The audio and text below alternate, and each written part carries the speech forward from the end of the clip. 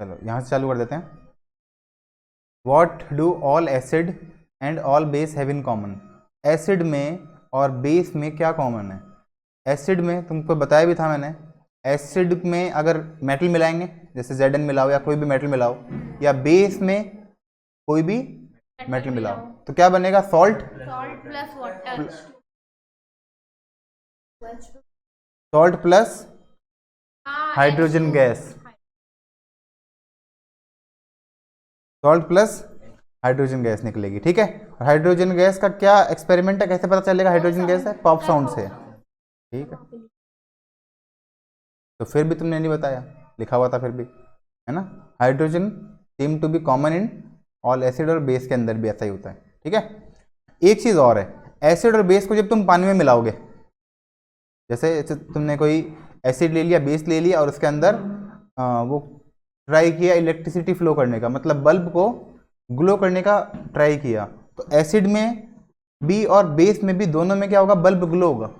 मतलब जो एसिड है जैसे HCl, वो भी अपने आयंस में टूट जाएगा, H प्लस और Cl माइनस में, और जो बेस है जैसे NaOH, तो वो भी Na प्लस और OH माइनस में टूट जाएगा।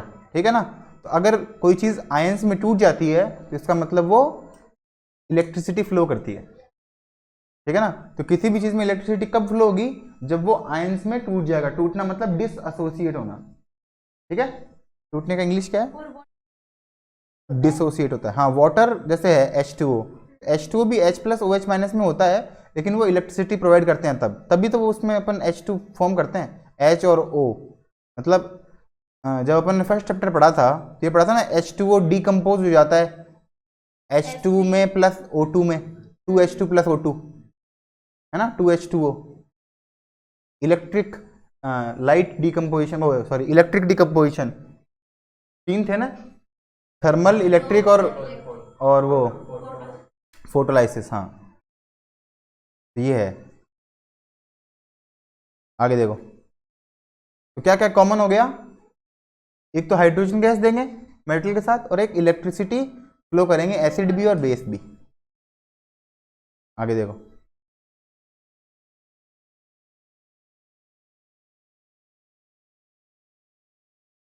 इलेक्ट्रिसिटी फ्लो करेंगे। ठीक है, और एसिड में क्या कंटेन होता है? H प्लस आयन, और जो क्या बोलते हैं बेस में क्या होता है? OH माइनस आयन, है ना। What happens to an acid और बेस इन वाटर सॉल्यूशन? तो वाटर सॉल्यूशन में क्या होता है? जैसे पानी है, पानी के अंदर क्या हो जाएंगे? ये डिसोसिएट हो जाएंगे, अलग अलग हो जाएंगे, टूट जाएंगे। एसिड क्या बनाएगा? जैसे H प्लस है, H प्लस पानी से मिलकर क्या बनाएगा? Hydronium ion, H3O plus. और ये H3O प्लस ही जिम्मेदार है एसिड के लिए। ठीक है, यहाँ पे क्या है देखो, अपने पास नीचे नीचे क्या दिख रहा है तुमको?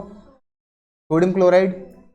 Take about 1 gram solid NaCl in a clean and dry test tube. Add some concentrated sulfuric acid to the test tube. तो क्या क्या मिलाया इसके अंदर अपन ने? सोडियम क्लोराइड, सबसे पहले क्या है? NaCl, उसमें क्या मिलाया? सल्फ्यूरिक एसिड, मतलब H2SO4। ठीक है, what do you observe? Is there any gas coming out of the delivery tube वगैरह वगैरह? सही है। Test the gas evolved successively with the dry and wet blue litmus paper. तो देखो, NaCl को कैसे मिलाएंगे? H2SO4 से। यहाँ पे NaCl प्लस करेंगे H2SO4। तुम बताओ क्या बनना चाहिए? एक तो HCl और एक Na2SO4। तो एक तो बनेगा Na2SO4, और गैस कौन सी निकलेगी? HCl, H और Cl आपस में जुड़ के कौन सी गैस निकलेगी? हाइड्रोक्लोरिक। ये गैस है, ड्राई HCl गैस निकलेगी। ठीक है ना। इसके अंदर अब क्या करेंगे अपन? ड्राई HCl गैस निकलेगी, उसको अपन टेस्ट करेंगे किस पे? एक तो ड्राई और एक वेट। तो ड्राई, अगर ड्राई वो लेंगे, पेपर लेंगे, तो उसमें कोई फर्क नहीं पड़ेगा, क्योंकि ड्राई के अंदर पानी नहीं है, H2O नहीं है, तो वो फिर ड्राई लिटमस पेपर वो चेंज नहीं होगा।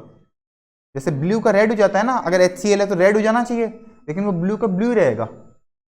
लेकिन अगर वही पानी वाला हो, उसको थोड़ा सा वो कर लेंगे, गीला कर लेंगे, तो हाँ ब्लू का रेड हो जाएगा। अगर गीला कर लेंगे तब तो ब्लू का रेड हो जाएगा, और ड्राई वाला है तो ड्राई का ड्राई ही रहेगा। तो मतलब HCl कब अपना काम दिखाएगा? जब वो उसमें मॉइस्चर होगा, H2O प्रेजेंट होना चाहिए, ठीक है ना। बिना H2O के वो ऐसा कैसे रहेगा जैसा है, ये चीज इंपॉर्टेंट है, ठीक है। If the climate is very humid, अगर क्लाइमेट ह्यूमिड है इसका मतलब अपने पास H2O काफी मात्रा में है। We will have to pass the gas produced in a guard tube, मतलब ड्राइंग ट्यूब में पास करनी पड़ेगी फिर, क्योंकि फिर HCl नहीं रहेगा, उसमें पानी पहले से रहेगा, क्योंकि अगर ह्यूमिडिटी माहौल में है। अगर ड्राई एटमॉस्फेयर है तब तो फर्क नहीं पड़ता, लेकिन अगर जैसे हाँ ह्यूमिडिटी होगा तब इससे दिक्कत हो जाएगी। Containing calcium chloride to dry जो भी है। हाँ ये क्या बोल रहा है, कैल्शियम क्लोराइड अपन यूज करते हैं गैस को ड्राई करने के लिए, मतलब वो है ना मॉइस्चर को एब्जॉर्ब कर लेता है। कैल्शियम क्लोराइड क्या करता है, मॉइस्चर को एब्जॉर्ब कर लेता है। ये एक अलग से चीज़ आ सकती है, तुम्हारे जरूरत नहीं है वैसे, पेपर में नहीं पूछेगा, लेकिन पूछ ले तो। कैल्शियम क्लोराइड क्या करता है, गैस को ड्राई करता है, ह्यूमिडिटी कम करता है। नहीं, CaCl2। चलो देखो, तो इस एक्सपेरिमेंट में क्या हुआ, HCl आया और उसके अंदर H2O भी है। जिस लिटमस पेपर के अंदर क्या बन जाएगा, H3O plus plus Cl minus, और ये H3O प्लस क्या है, हाइड्रोनियम आयन, ठीक है, ये बन गया। और NaOH में भी क्या होता है, we have seen the acid क्या देता है, H3O प्लस आयन, या फिर क्या बोलेंगे इसको, H प्लस एक्वस। इस एक्वस का मतलब क्या है, पानी। H प्लस एक्वस, एक्वस का मतलब यही हुआ, हाइड्रोजन प्लस पानी, हाइड्रोनियम ही बनता है। H3O प्लस एक ही बात है, ये दोनों एक ही बात है। अब अगर बेस को करेंगे तब क्या होगा, NaOH किस में चेंज हो जाएगा, Na प्लस में, और OH माइनस में, अलग अलग हो जाएंगे। ऐसे ही KOH क्या हो जाएगा, K प्लस और OH माइनस, और MgOH का होल ट्वाइस Mg और 2OH माइनस, क्योंकि दो है ना ये, इसके आगे तो दो लगेगा नहीं, दो पहले आ जाएगा। बैलेंस कर दिया मतलब इसको, ठीक है ना। मतलब एक तो अगर एसिड होगा तो H प्लस आयन में टूटेगा, और बेस होगा तो OH माइनस में टूटेगा। मतलब जितना OH माइनस ज्यादा है उतना वो बेसिक है, जितना H प्लस ज्यादा है उतना वो एसिडिक है, ठीक है। और इसको क्या बोलते हैं, बेस है ना, ऐसे बेस जो कि वाटर में सॉल्यूबल है, bases which are soluble in water are called alkalies. तो सारे बेस को अपन एल्केलाइज नहीं कह सकते। बेस के दो तरीके हैं जो वाटर में सॉल्यूबल है, तो बेस जो कि वाटर में सॉल्यूबल है और एक वाटर में सॉल्यूबल नहीं है। तो जो बेस वाटर में सॉल्यूबल नहीं है वो एल्केलाई नहीं है, लेकिन जो बेस वाटर में सॉल्यूबल है उनको क्या बोलते हैं, एल्केलाई। एल्केलाई हमेशा बेस ही होगा, लेकिन सारे बेस एल्केलाई नहीं होंगे। अगर कोई एल्केलाई है इसका मतलब वो बेस तो है ही, लेकिन सारे बेस एल्केलाई नहीं होंगे। ये बात वापस से समझा देता हूँ। All base do not dissolve in water, and alkali is a base that dissolves in water, ठीक है। दे आर सोपी in touch, bitter and corrosive. Never taste or touch them as they may cause harm. Okay? Which of them are alkalis? तो strong जो होते हैं ना, strong base, वो alkali होते हैं जो कि वाटर में soluble है। कौन कौन से हैं, KOH, NaOH ये हैं।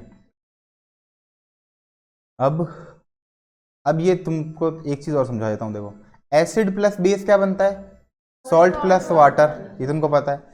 लेकिन अपने पास एसिड कितने तरीके के हैं, एक तो स्ट्रॉन्ग एसिड है और एक वीक एसिड है। ऐसे ही बेस भी क्या है, स्ट्रॉन्ग बेस है और वीक बेस है। तो जो सॉल्ट होता है ना, जो सॉल्ट बनेगा वो हो सकता है उसमें बेसिक हो सकता है एसिडिक हो सकता है न्यूट्रल हो। तो तीन चीज हो सकती है। अगर स्ट्रॉन्ग एसिड है और स्ट्रॉन्ग ही बेस है तब क्या बनेगा, सॉल्ट नॉर्मल, न्यूट्रल बनेगा, न्यूट्रल। ना तो ये एसिडिक होगा ना ये बेसिक होगा। और अगर वीक ही एसिड है और वीक ही बेस है तब भी न्यूट्रल ही बनेगा। लेकिन दोनों में से एक स्ट्रांग है। अगर स्ट्रांग तो एसिड है और वीक बेस है तब एसिडिक बनेगा, और अगर वीक एसिड है और स्ट्रांग बेस है तो बेसिक बनेगा। जो स्ट्रांग है उसकी प्रॉपर्टी होगी, अगर दोनों वीक हैं तो किसी की प्रॉपर्टी नहीं होगी, दोनों स्ट्रांग है तब भी किसी की प्रॉपर्टी नहीं होगी, लेकिन दोनों में से एक स्ट्रांग है तो उसकी प्रॉपर्टी आएगी जो स्ट्रांग है। तुमको स्ट्रांग एसिड पता है कौन कौन से होते हैं? 3। वीक एसिड पता है?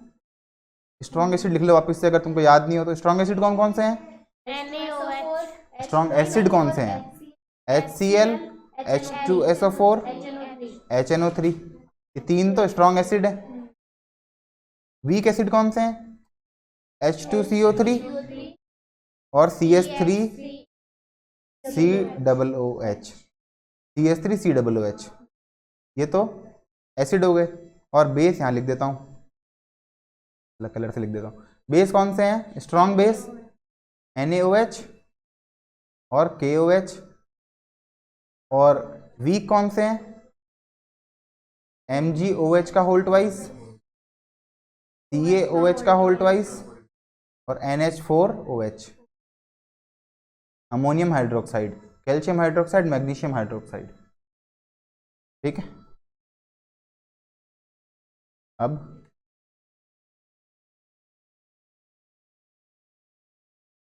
आगे चलते हैं।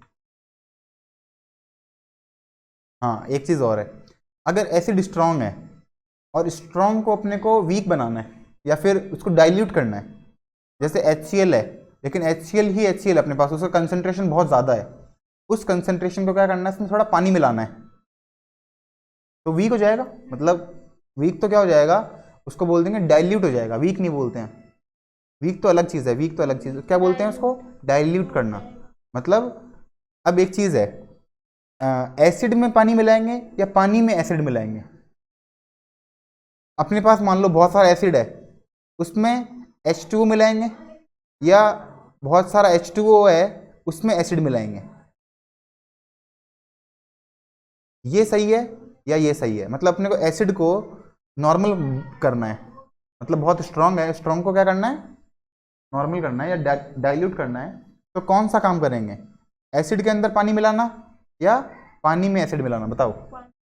पानी में एसिड मिलाएंगे, ठीक है ना।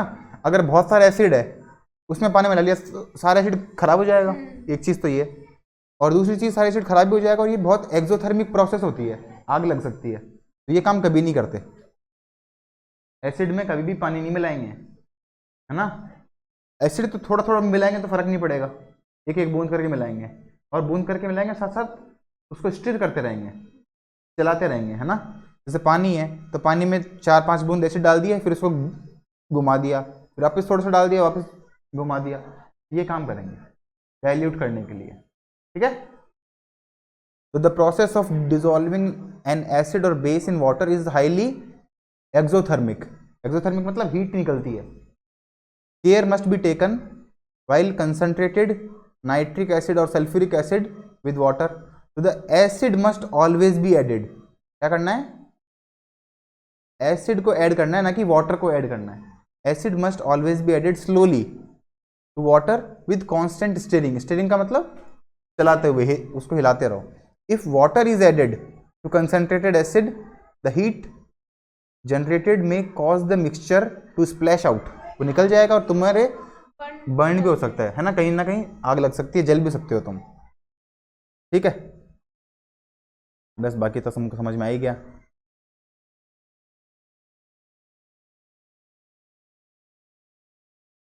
ठीक है, इसको क्या बोलते हैं? Dilution process. प्रोसेस का नाम पूछे तो क्या है ये? Dilution process. और उस डाइल्यूशन प्रोसेस से एसिड को या बेस को डाइल्यूट करते हैं। ऐसे सेम बेस के साथ करेंगे।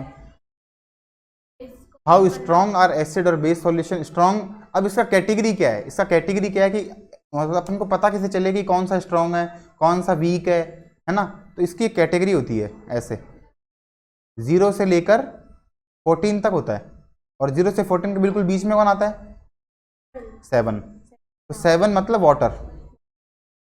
वाटर न्यूट्रल है। कौन सा वाटर? Distilled water. अगर जैसे बारिश का पानी नहीं बोलेंगे, कौन सा बोलेंगे?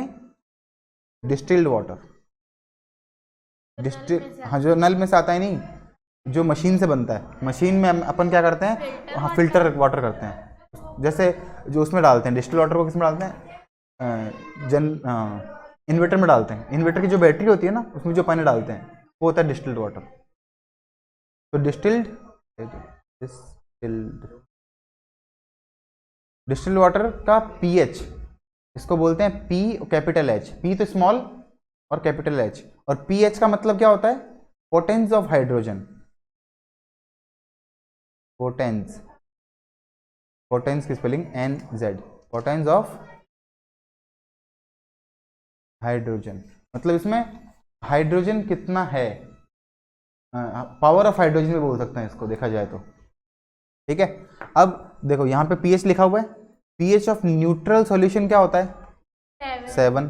अगर ये वैल्यू 7 से कम है तो वो एसिडिक है, और 7 से ज्यादा है तो बेसिक है। तो इस तरफ क्या होता है, एसिडिक, और इस तरफ क्या होता है, बेसिक। एसिड का कलर क्या होगा, रेड, और बेस का कलर क्या होगा, ब्लू, ठीक है ना, ये होता है। अब 0 को क्या बोलेंगे, बहुत ज्यादा एसिडिक, और 14 को क्या बोलेंगे, बहुत ज्यादा बेसिक या एल्केलाइन, एक ही बात है ना, बहुत ज्यादा बेसिक, ठीक है। और इसमें पी का क्या मतलब है, पोटेंस, और पोटेंस कौन सी लैंग्वेज में है, जर्मन में, पोटेंस या फिर पावर भी बोल सकते हो इसको, ठीक है। अब जिसमें H प्लस आयन ज्यादा है इसका मतलब वो एसिडिक है, और OH ज्यादा है तो बेसिक है।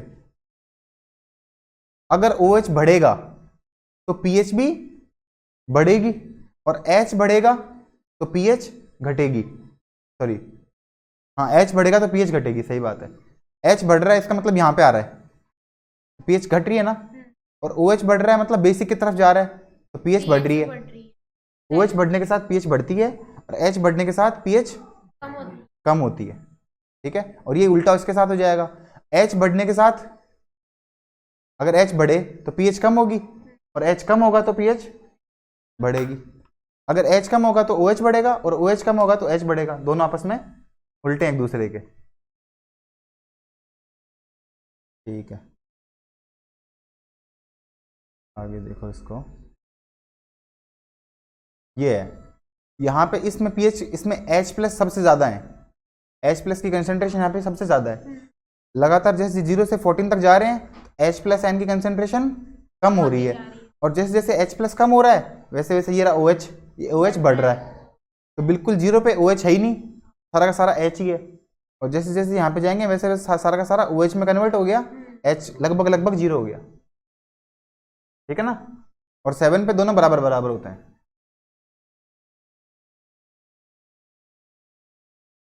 अब इन सब का pH नेट पे ढूंढो और सबका pH लिख के दिखाओ,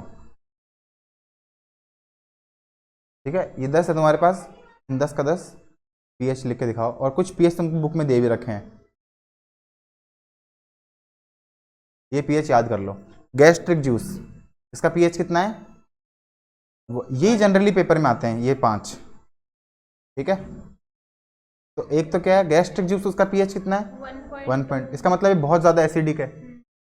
लेमन जूस ये इससे कम है लेकिन ये फिर भी बहुत ज्यादा एसिडिक है 2.2। प्योर वाटर और ब्लड, तो ब्लड का pH कितना है 7.4, ये न्यूट्रल से थोड़ा सा बेसिक है, और प्योर वाटर भी थोड़ा सा बेसिक है।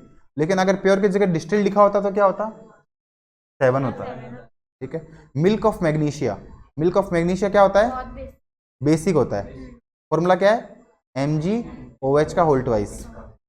सोडियम हाइड्रोक्साइड NaOH, NaOH बहुत ज़्यादा बेसिक है ना, और MgOH का होल ट्वाइस ये इससे कम बेसिक है तो बेसिक ही, तुमको बताया था ना वीक बेस है। हाँ। CaOH का होल ट्वाइस ये भी वीक बेस है, और ये ज़्यादा बेसिक है। अगर यहाँ पे KOH आता तो वो भी बहुत ज़्यादा बेसिक होता, वो भी 13-14 के आसपास ही आता, ठीक है। अब जैसे HCl है, HCl का कितना होना चाहिए, लगभग HCl इधर आएगा, ये पता होना चाहिए किस रेंज में आएगा, है ना। HCl यहाँ पे आएगा, NaOH कहाँ पे आएगा, इधर आएगा, है ना। टैप वाटर कहाँ पे आएगा, 7 से थोड़ा सा इधर आएगा। हाँ 7 बिल्कुल तो तब होता है जब डिस्टिल्ड वाटर होता है, 7 से थोड़ा इधर आता है टैप वाटर, क्योंकि टैप वाटर में क्या इम्प्योरिटीज होती है।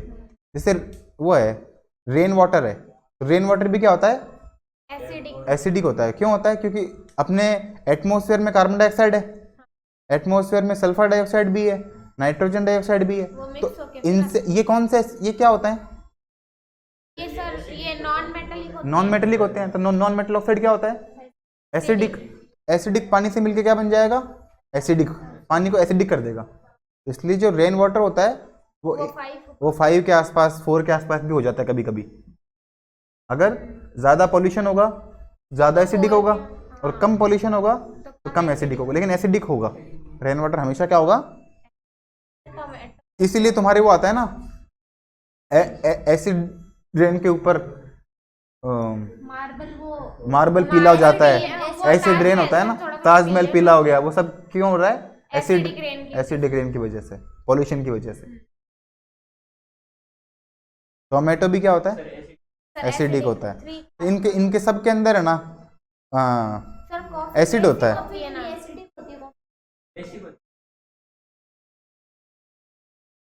कॉफी अभी देख लेते हैं, 2 सेकंड रुको।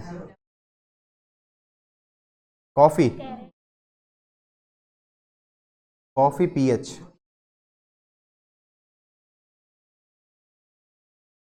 कॉफी का पीएच ये है, अभी एसिडिक है ना,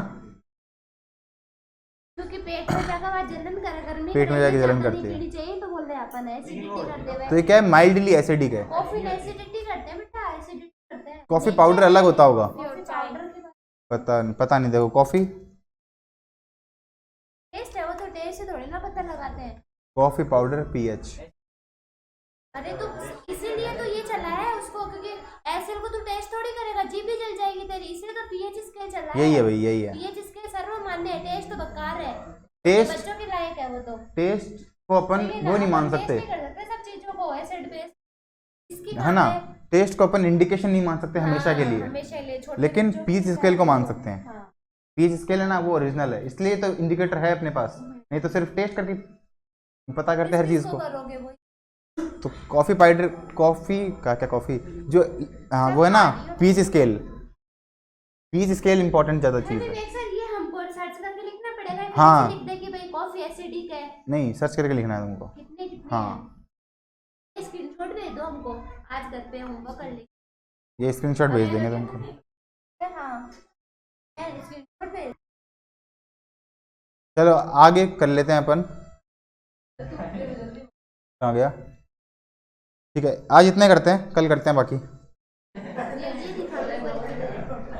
इसको याद कर लेना, ठीक है, सर ये भी भेज दो आज का स्क्रीनशॉट। हो गया